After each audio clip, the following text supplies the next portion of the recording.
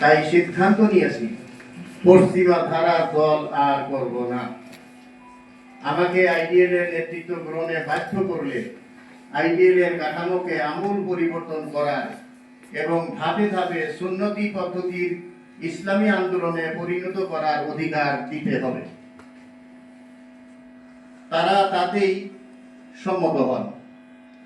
তখনকার আইডিএল এর নেতৃবৃন্দ মাওলানা মরহুমের এই বক্তব্যের সাথে তারা একমত হন।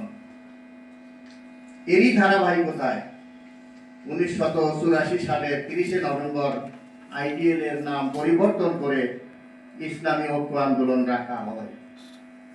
মাওলানা মরহুম উপলব্ধি করেন যে ইসলামী আন্দোলন হতে হবে ইসলামের নিজস্ব কাঠামো ও নবতী ধারার কর্মপদ্ধতির মাধ্যমে। সেটি হচ্ছে খাঁটি দ্বীনি ব্যক্তিত্ব, প্রকৃত ওয়ারিসে আম্বিয়ার নিকট থেকে